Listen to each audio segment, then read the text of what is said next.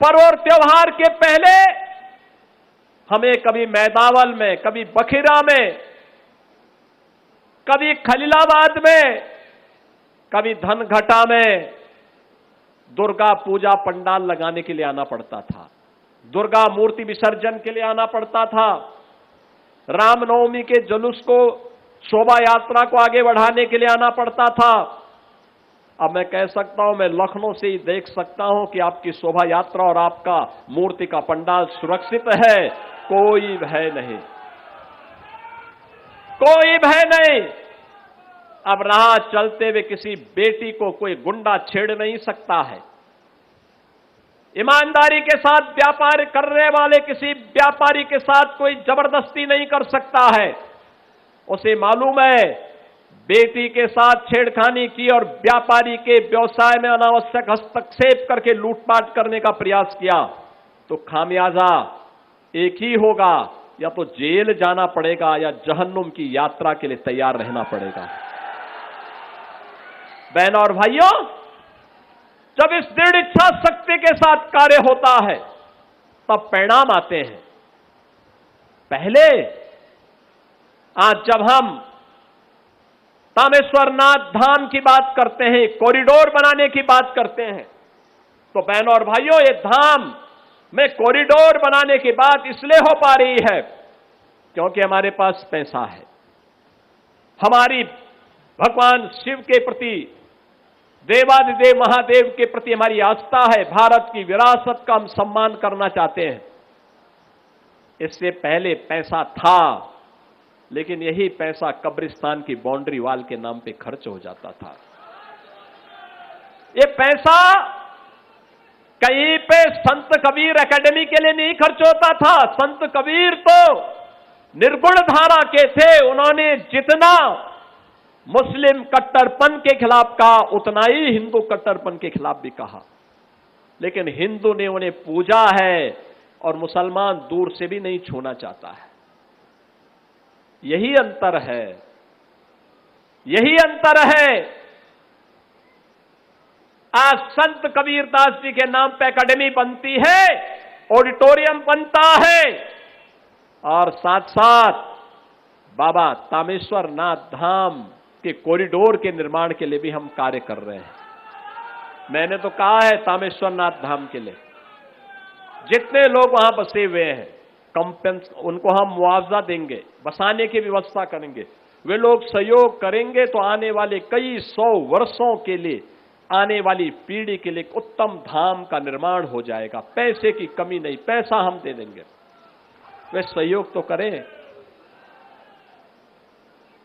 बैजूनाथ धाम का मंदिर बीच में क्षतिग्रस्त हुआ था, हमने धर्मार्थ कार्य विभाग को कहा है जल्दी से उसका प्रस्ताव मंगाओ, वहां पे भी कोई कार्य होना चाहिए, बैजूनाथ धाम में भी हो जाना चाहिए। आपकी आस्था को सम्मान देने वाली सरकार होगी तो ही विकास करा पाएगी। जिनके मन में आपकी आस्था के प्रति सम्मान का भाव नहीं, वे विकास भी नहीं करा सकते। वे छात्रों की छात्रवृत्ति को हड़प जाते थे, विकास के कार्यों को लूट मचा देते थे, नौजवान की नौकरी में लूट मचती थी, किसानों के लिए आने वाली योजनाओं में भी व्यापक भ्रष्टाचार था। आप सोचो, कोई ये कल्पना कर सकता है? पूछना चाहिए कांग्रेस और समाजवादी पार्टी से, एक बात पूछनी चाहिए। अकेले संत कबीर नगर की जब मैं बात करता हूं तो बहनों और भाइयों, प्रधानमंत्री आवास योजना में ग्रामीण और शहरी को मिलाकर के अगर संत कबीर नगर में हम देखेंगे 95,000 परिवारों को एक एक आवास मिला है। 95,000 परिवारों को, 3.5 लाख गरीबों के घर में शौचालय बना है पिछले 9 वर्ष के अंदर।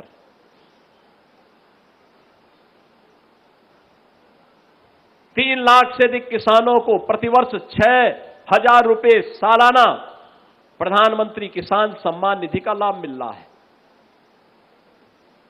वृद्धजनों को वृद्धावस्था पेंशन, दिव्यांगजनों को दिव्यांगजन पेंशन, निराश्रित महिलाओं को निराश्रित महिला पेंशन का लाभ मिल रहा है। प्रदेश भर में हम 1 करोड़ 10 लाख परिवारों को यह सुविधा दे रहे हैं। मातृवंदना योजना के अंतर्गत भी यह सुविधा प्राप्त हो रही है। बहनों और भाइयों, कार्य करने की इच्छा शक्ति होनी चाहिए। आज जो ये सड़कें बन रही हैं, ये जो बाईपास बन रहे हैं, ये जो बस स्टेशन बन रहे हैं, बहराइच से लेकर के बांसी होते हुए खल्लाबाद तक जो ये रेलवे लाइन बन रही है, ये रेलवे लाइन ये विकास का आधार है, विकास का। ये विकास करेगी, बेहतर कनेक्टिविटी देगी। और हम लोगों ने तय किया है,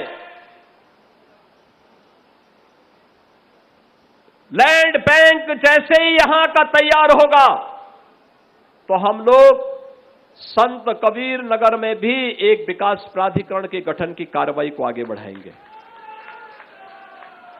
विकास प्राधिकरण का कार्यक्रम, ढेर सारे कार्यक्रम आगे बढ़ेंगे। हम 1 डिस्ट्रिक्ट 1 मेडिकल कॉलेज की तरफ भी बढ़ रहे हैं। ये इसलिए क्योंकि आज की आवश्यकता है। आज सड़कें अच्छी हैं। पहले क्या था? 17 के पहले बाढ़ से, बीमारी से, दंगों और कर्फ्यू से, आस्था पर हो रहे प्रहार से, गुंडागर्दी से, गरीबों की जमीनों पर हो रहे कब्जे के कारण आम जन त्रस्त रहता था।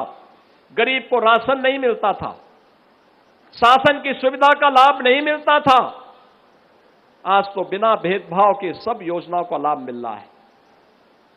जिन 95,000 गरीबों को मकान की सुविधा मिली है, आवास की सुविधा का लाभ मिला है, बहनों और भाइयों, उन्होंने कभी सोचा भी नहीं होगा कि बिना किसी सिफारिश के मकान मिल पाएगा। जिन 3.5 लाख परिवारों के घर में शौचालय बना है, उन्होंने कभी सोचा भी नहीं होगा। लेकिन ये डबल इंजन की सरकार है, मोदी जी का मार्गदर्शन और नेतृत्व है, युवा के लिए नौकरी है, रोजगार भी है। आज जो एक कांग्रेस और समाजवादी पार्टी प्रोपोगंडा कर रही है, मैं इनसे पूछना चाहता हूं, इन्होंने क्या किया था? बीमारी से मौतें होती थी, गरीब का बच्चा मरता था, ये मौन रहते थे, मौन रहते थे। इनके कानों में जूं नहीं रेंगता था, कभी उस गरीब के साथ खड़े नहीं होते थे। आज तो गोरखपुर में बीआरडी मेडिकल कॉलेज भी स्वस्थ है, सुपर स्पेशलिटी की सुविधा भी है, एम्स बन गया है।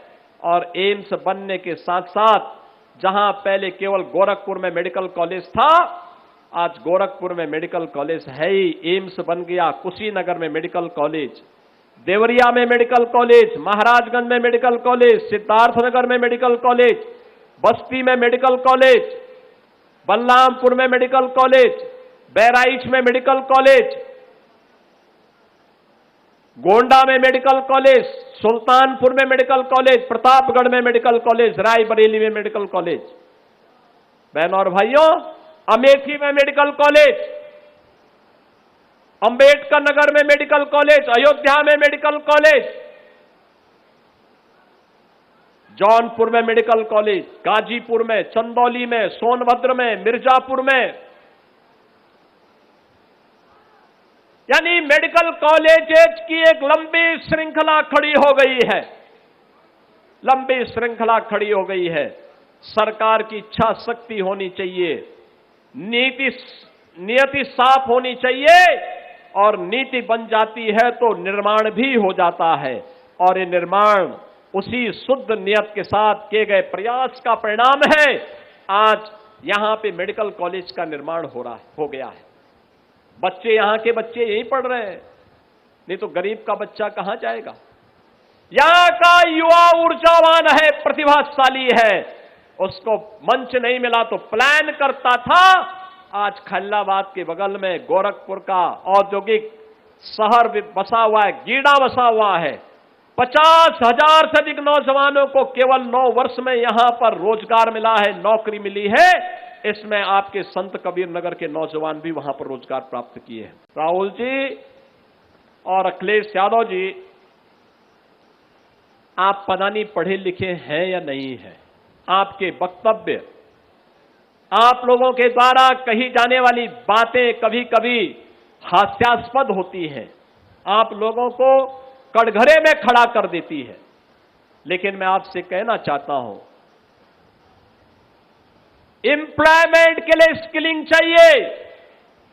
आज के नौजवान की जो हमारे पास डेमोग्राफिक डिविडेंड के रूप में 56 से 60% युवा जनशक्ति है, इसकी स्किलिंग के लिए कार्य किए जाने की आवश्यकता थी, जो डबल इंजन की भाजपा की सरकार ने आगे बढ़ाया है। उसकी स्किलिंग हो रही है, उसके लिए एम्प्लॉयमेंट की व्यवस्था हो रही है, स्टार्टअप का एक इकोसिस्टम तैयार किया गया है।